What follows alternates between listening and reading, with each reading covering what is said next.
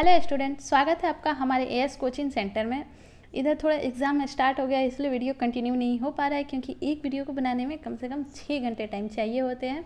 क्योंकि पहले PDF ready करना होता है, पीडीएफ रेडी करने के लिए कम से कम 2 से 3 घंटे टाइम, और फिर वीडियो बनाने के लिए कितना भी कम टाइम चाहिए तो कम से कम 1 घंटा, और उसके बाद अपलोड वगैरह वगैरह ये सब काम करते करते कम से कम 6 घंटे टाइम लग जाते हैं।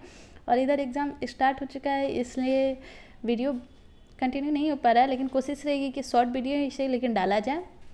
आज मैंने आपके लिए टेक्सटाइल से कुछ इंपॉर्टेंट वर्ड लाए हैं जिसका अर्थ अक्सर एग्ज़ाम में पूछ देता है। तो आप में से जो नए व्यूअर्स हैं और होम साइंस सब्जेक्ट उनका है और वो जिस भी एग्ज़ाम की तैयारी कर रहे हैं तो उनके लिए ये वीडियो काफ़ी हेल्पफुल होगा।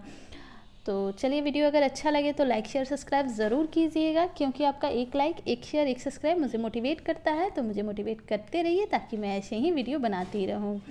तो हम आते हैं अपने पहले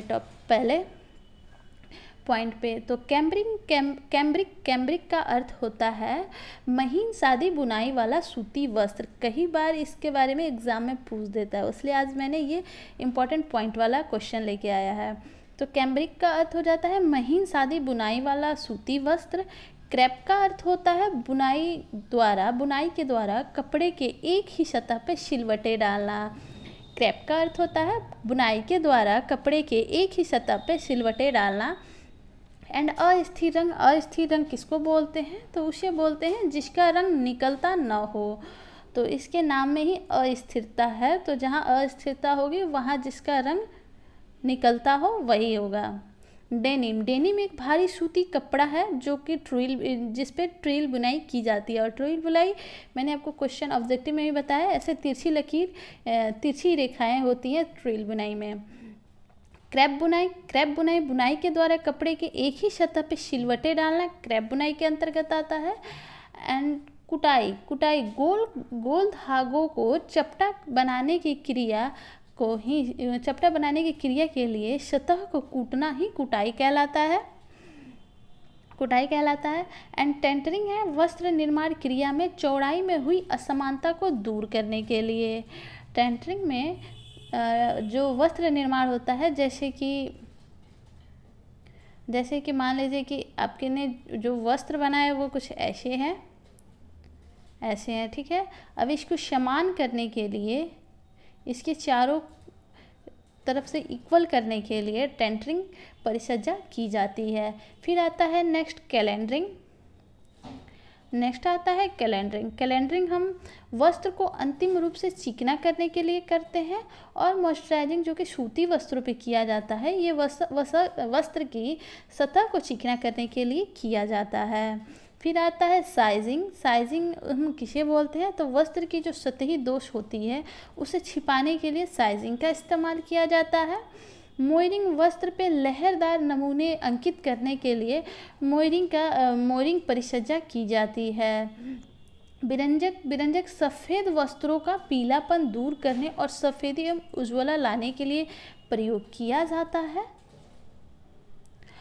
नैपिंग हम वस्त्र की सतह पर रोए उठाने के लिए करते हैं। इस्त्री करना वस्त्र पर ताजगी एवं नवीनता लाने, यानी चमकदार, जैसे कि लगे कि नया है, वही नवीनता हुआ। तो नवीनता लाने के लिए हम इस्त्री करते हैं। इस्त्री मतलब प्रेस करना।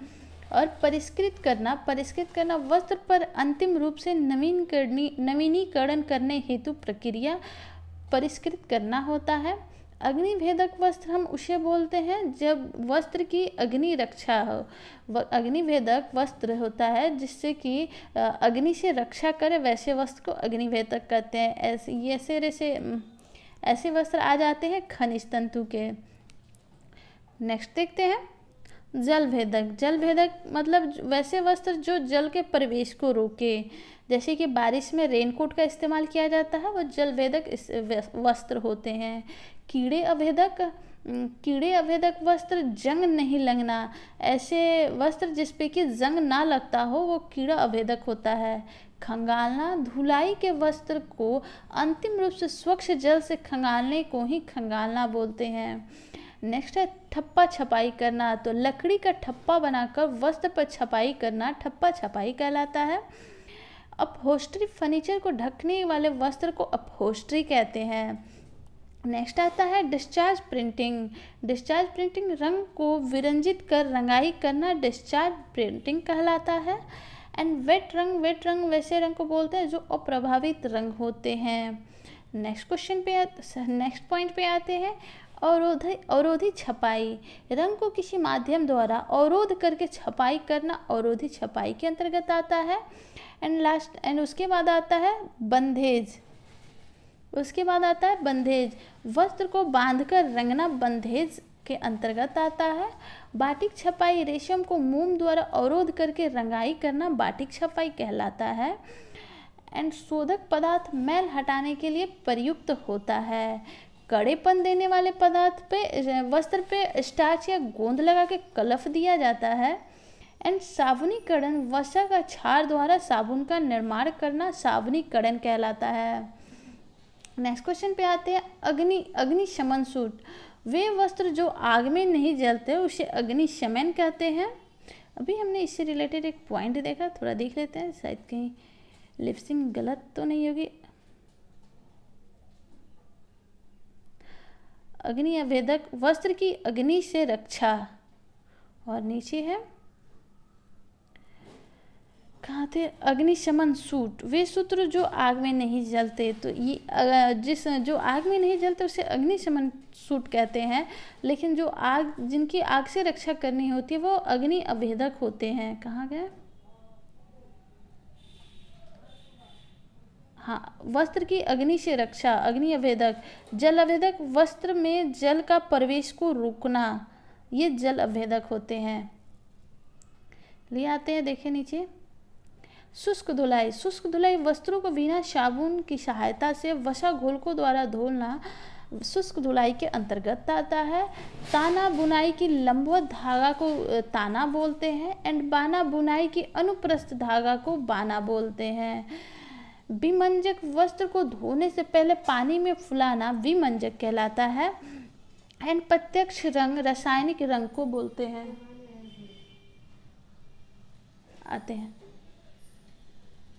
अपहोल्स्ट्री फर्नीचर को ढकने वाले वस्त्र को बोलते हैं। और सुहागा दाग धब्बे छुड़ाने वाले एक प्रतिक्रमक को बोलते हैं। एंड नेक्स्ट है एम्बोशिंग वस्त्र पर उभरा हुआ नमूना होता है। एंड छटनी वस्त्रों को किस्म श्रेणी आदि के आधार पर अलग करना। एंड लच्छी वस्त्र तैयार करने के लिए सूत की लच्छियाँ तैयार करना है। ये थे इंपॉर्टेंट पॉइंट। वीडियो अच्छी लगी तो लाइक शेयर सब्सक्राइब जरूर कीजिएगा। अभी मुझे जाना होगा क्योंकि कोई आया है। तो मिलते हैं नेक्स्ट वीडियो में। Thanks for watching.